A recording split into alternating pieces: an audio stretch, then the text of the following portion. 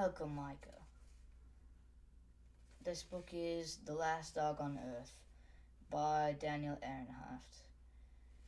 Logan Moore hates everyone. The father who abandoned him, the stepfather who wants to control him, kids who get in his face, everyone.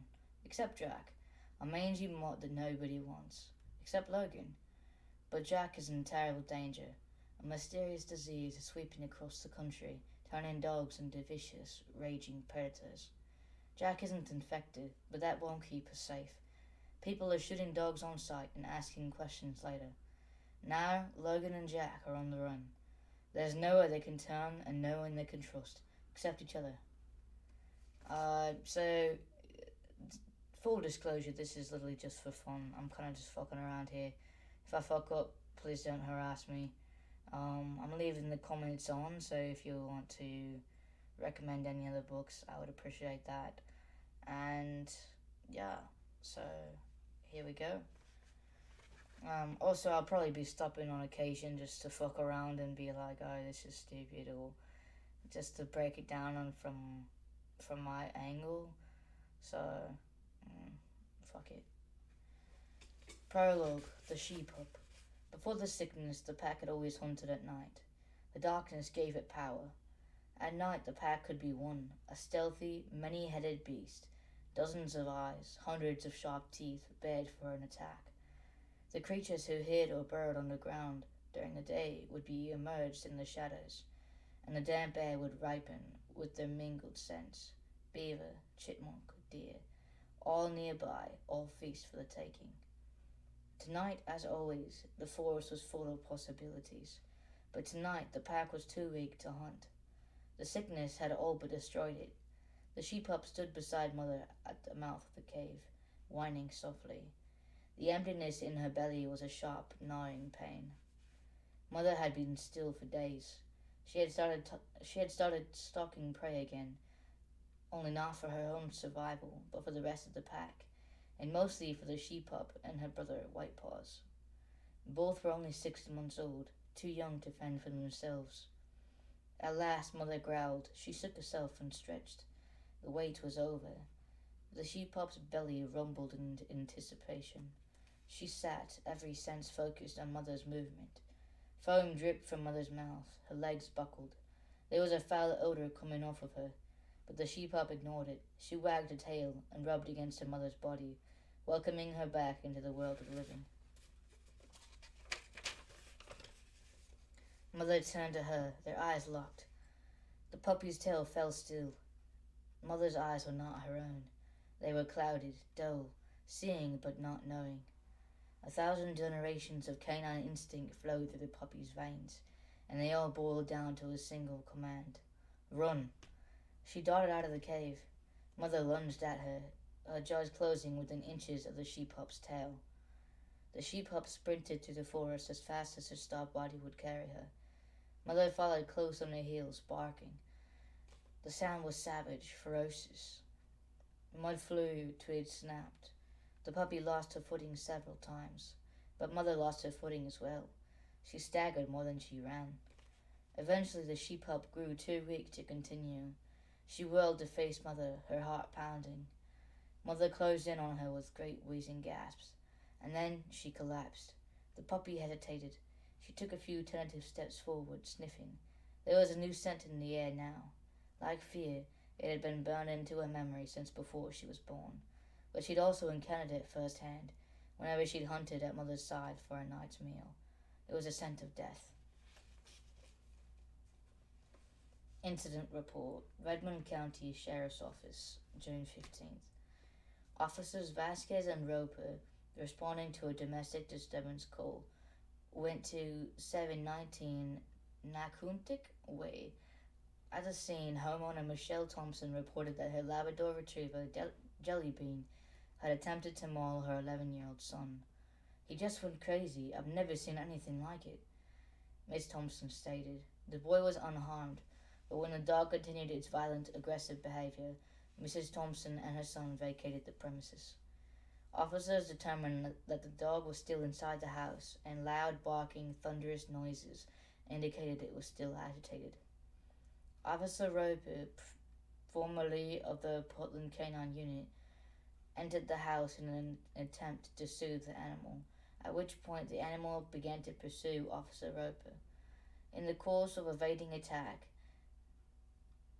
Officer Roper jumped through a picture window. When the dog came through the window in pursuit, Officer Vasquez was forced to shoot. A veterinarian was summoned and the dog was pronounced dead at the scene at 6:18 p.m. Okay, like I said, I'm gonna be fucking up on this. I'm not good at speaking out loud, so, bear with me in this. The story is actually super interesting, and in light of COVID, this is like, it's like COVID for dogs, basically. Turns them into zombies and then just kills them. It's a really interesting story, so, bear with me if you will. Part 1, June 20th to 21st. Chapter 1. You know what the Wallace's dog can do? Robert asked. He slapped the steering wheel. He can fetch his own leash when he wants to go for a walk. Can you believe that? Otis fetches his own leash. Robert had an annoying habit of slapping the steering wheel when he was talking and driving at the same time. Logan hated that. Logan Moore hated a lot of things. Mom said that hate was a strong word and that Logan shouldn't use it. Logan didn't agree. If hate was a strong word, then that was fine by him. If there had been a stronger word, he'd probably have used that one. In fact, hating was such a big part of his life that he kept a running list of all the things that he hated. A list changed from day to day. It could change from hour to hour even. Sometimes it was bigger, sometimes smaller. Sometimes it was just a single word, Robert. So Logan never wrote the list down. He kept it in his head, where he kept everything else that mattered. Right now, the list read as follows. Things I hate. Number 1, being in the car with Mom and Robert. Number 2, listening to Robert jabber on and never shut up about the Wallace's dog. Number 3, the Wallaces. Number 4, the dog. Number 5, the name Otis. Number 6, Devon Wallace. Number 7, being angry. The list always ended the same, because even on a beautiful June afternoon, with summer vacation just starting, and the sun blazing and the wind whipping through the open car window, Logan could count on being angry for one reason or another. At the very least, he could always be angry that Mom had married Robert, whose pockmarked face looked like the surface of an asteroid, and whose mission in life was to be the all-knowing dictator of everything. That's all in caps, by the way. Logan could also be angry that his father had run off when Logan was 7 and was now living the high life somewhere in the boondocks in a mansion he built by himself that probably had a hot tub and a trampoline. But Logan wouldn't know because his father had never invited him to the place and never would. Not that Logan ever wanted to go. And of course he could be angry about being angry all the time, since it was a lousy way to feel. But Logan had gotten used to all that sort of stuff. He'd had to get used to it or else he'd go crazy. And then, who knew what could happen? He might turn violent. He might turn to crime. Then he would end up being one of those kids you see on the talk shows. The kids whose heinous behavior proves to the studio audience that teenagers are indeed very evil. And isn't it high time we did something about it? Today, Logan was just angry because Robert had burst into his room without knocking, again. And he'd torn the place apart, searching for the TV remote. Again.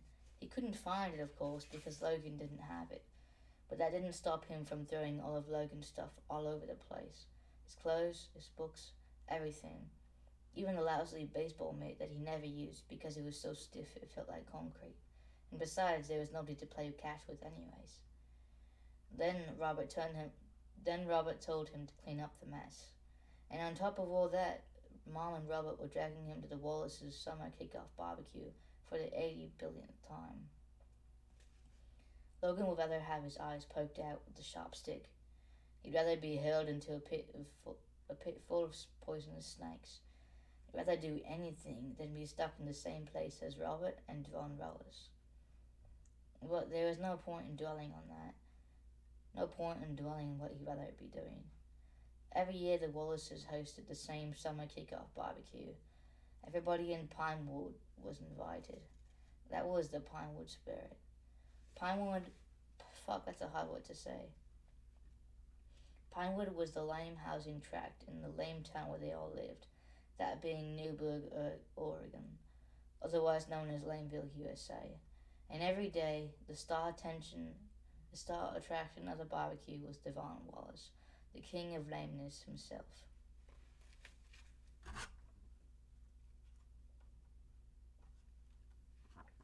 Excuse me. Devon was 14, just like Logan. They'd been in the same class since they were 5. They were both going to start 9th grade at the same school in high school in the fall. Given Logan's luck, they would probably go to the same college, work at the same office, and end up buried in the same cemetery, too. For the longest time, Mom and Robert had been putting up a fight to make Logan become better friends with Devon. It didn't take a genius to see why. From an adult point of view, Devon was perfect. He was a perfectly adequate student. He had perfect blonde hair and perfect teeth. He was one of those kids who looked as if he belonged in a toothpaste commercial. That's kind of funny. He played a zillion different sports too, including soccer and water polo. Yes, water polo. All perfectly. Logan, on the other hand, had messy brown hair and a crooked smile, which most people never saw. People said he looked like his mother. He wasn't sure why, though. Mom was an middle-aged woman. How could he possibly look like her? He and Mom were both skinny, though. They had blue eyes, which was probably what people were talking about. As far as school went, he hated it and skipped whenever he could. And when it came to sports, he was a decent mini golf, but not much else. He liked to go hiking, but you couldn't beat anybody at hiking. In other words, he didn't rate so high on the perfection scale. That's kind of like stereotypical, I feel like. You know, like, oh, you have this brunette, clumsy person who didn't fit into anything, and he's paired with the perfect blonde kid who has everything and is really good at everything, and kind of like upstages him at every point. I mean, that's kind of like stereotypical, like, oh, this kid is not like other kids, you know, not like that, not like other guys, doesn't have the same attitude, and has messy brown hair instead of looking all blonde and perfect and all that bullshit. Anyways,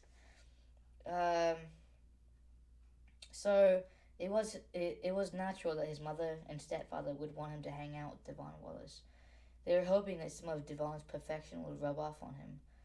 Unfortunately, Mom and Robert missed what every single other adult seemed to miss about Devon.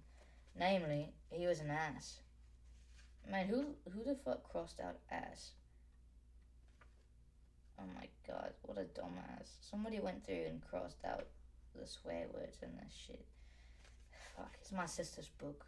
And I ended up stealing it from her, like, you know, a couple years ago. Maybe like five years ago, I ended up stealing it from her because she never read it. So, I mean, I guess she crossed it out. But, like, why? Why? It's not even the worst word. Anyway, he was the worst kind of ass, too. A mean one. When adults weren't around, Devon spent all of his time bragging or picking on other kids, especially if they were younger. He treated Logan as if he were an idiot because Logan didn't get good grades, as if grades had anything to do with how smart you were. It figured, though. The lamest people always made it their business to get good grades. Then they made it their business to find out what kind of grades everybody else got and make fun of them if they did badly. And I'm sure Devon had a great time with Otis. Robert was saying, Labradors are the best dogs on the earth. Logan couldn't believe it. Robert was still yammering on about the Wallace's dog. He hadn't stopped since they'd pulled out of the driveway. He'd barely even taken a breath. Not all Labradors, Mom said. Robert scowled at him. Robert scowled at her. What do you mean? It's just, remember what I told you about Michelle Thompson? You know, my friend from Redmond. No, Robert said. What about her? Mom sighed. Last week, her son was playing with the new lab, and the dog attacked him. The poor kid needed 12 stitches. Apparently, she even had to hire somebody to come, well, take care of the dog. Robert snorted. The kid probably provoked it. I had a lab growing up. They're the best dogs in the world, he repeated, as if saying it twice somehow made it more true. Mom sighed again and shrugged. You're probably right. Of course I am, Robert said. Anyway, playing with the dog is a lot less dangerous than sitting alone in your room all day, playing with broken household appliances. His dark eyes met Logan's in the rearview mirror. Speaking of which, what's in the bag? Logan blinked. Huh? Robert glared at him. Hello, Earth to Logan. Anybody home? I want to know what's in your backpack. Nothing, Logan said. It can't be nothing. I can see there's something in it. Robert, Mom said, please, keep your eyes on the road. I just want to know what kind of trouble your son's got in that bag. Robert said. Nothing, Logan repeated. He wasn't lying, not technically. There was a very good chance that the device in the bag beside him, his latest invention, the Logan Moore Master Remote Control, or LMMRC, wouldn't work. If something didn't work, it didn't count. Therefore, it meant nothing. It was nothing. Robert's eyes kept flashing in the mirror. It's trouble, isn't it? Actually, it's supposed to stop trouble, Logan said. The LMMRC was big enough that even Robert would have a hard time losing it. Don't be smart, Robert snapped. As the all-knowing dictator of everything, Robert loved dishing out important sounding commands, most of which began with the word don't. His favorite, don't turn this into production, Logan. It's a master remote control, Logan explained reluctantly. I made it from that old model airplane control panel. Whoa, wait a second here, Robert said, grimacing. You mean the model airplane control panel we got you for Christmas? Logan, did you break that? Well, Logan said, I changed it a little. Robert laughed. He turned to Logan's mom. You hear that? He changed it a little. Translation, there's another $70 down the toilet. Remind me of this when December rolls around. Robert, Mom said tersely, please, watch the road. It was mine, Logan muttered. Why can't I do what I want with my own stuff? He never asked me if, he never asked for a model airplane anyway. Robert had bought it because he wanted it, because he'd had one when he'd grown up. Okay, so, honestly, I'll kind of agree with Logan in this. Like, throughout the book, he's kind of an asshole, Logan is. But in this case, don't buy your kids something that they don't want. Like, my parents used to do that all the time. They'd buy me bullshit that I did not want. You know, all I wanted was, like a baseball cap. And they would pull up with, like a flowery dress or something. And I'm like, this is not what I wanted. Like, I appreciate you getting me something for my birthday, but, like, I'm probably gonna just tear this dress up and make it into, like, a cosplay hoodie or something. Like, this is not, this is not what I wanted. This is what you wanted. And I feel like you just wasted money, and you can't really get mad at me for, using what you gave me, even though I didn't really want it, for something that I actually do want. And, I kind of hate that. Like, don't buy something your kid doesn't want. It's just a waste of money on your part and theirs. It's just gonna hurt feelings and blah blah blah blah blah. Anyways, let's continue. You know what your problem is, Logan? Robert said. You're ungrateful. You don't appreciate anything I try to do for you. Mom, well, fuck it. Please, Mom begged, both of you. Let's not get into it now. We're almost to the barbecue. I'm telling you, Marianne. My name's Marianne. I forgot about that. Robert said, as if Logan weren't there. The kid needs to shape up. He's headed for trouble. I still say we should have sent him to that camp, like Powell said. They'd have taught him some discipline, some respect. Maybe next year, Logan's mother murmured.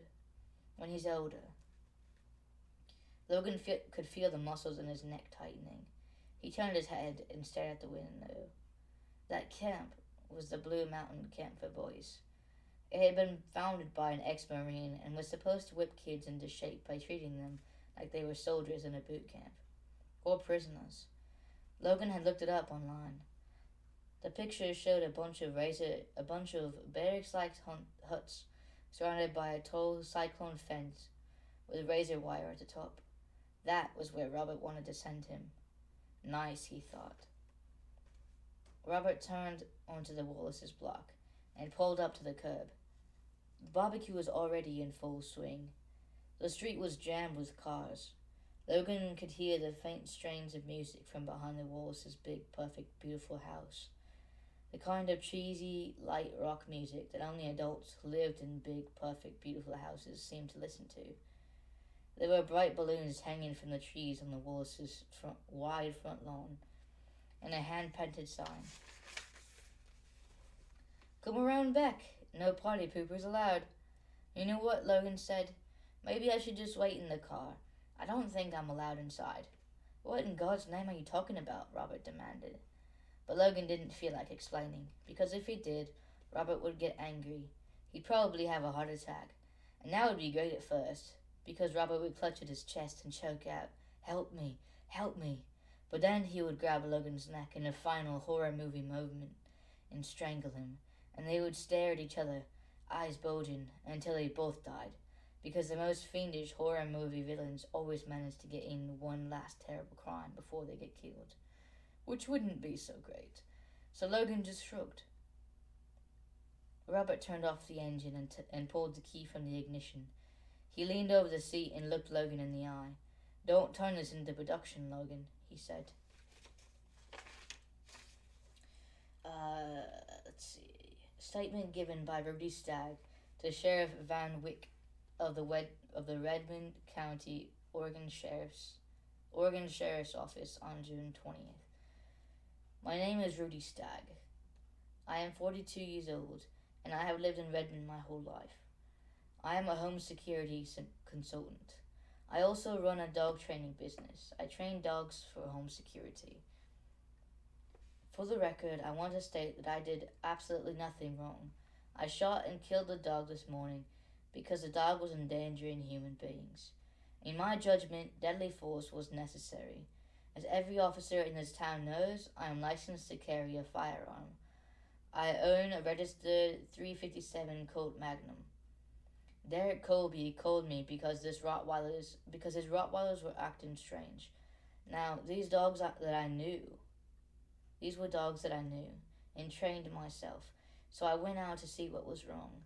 When I got there, one of the dogs was actually attacking him. I barely managed to get the shots off in time. The other dog was already dead when we went inside. We took it to the vet to be examined. This isn't the first time I've heard of a dog going nuts recently. Another client of mine, James Tetford, called me 4 days ago to ask me to train up a new Doberman for him. The one he bought from me last year was mauled to death by a neighbor's dog. Weird thing is, the neighbor's dog was some tiny, weeny little thing. Beagle? Spaniel? Something like that. I also heard on my police-bound radio about that lab up in Nantucket Way that your officers had to put down. Seems to me that there's some kind of new dog bug going around. Killing dogs is not my profession, but I stand by my constitutional right to bear arms and use them when necessary. Thank you." Man, that was hard to read. I'm sorry. I done fucked up the whole thing. That's only chapter 1. My next videos are gonna be, they're gonna have more chapters to them. However, I have to go to work. I'm tired. I've gotta let my dog out. So, because of that, I'm gonna be stopping at chapter 1. I hope this piqued your interest. Obviously, I can't read very well. Done my best, but I don't think anyone is actually gonna listen to this, so fuck it, So this is Iker, reading The Last Dog on Earth, and yeah, I'll see you next time.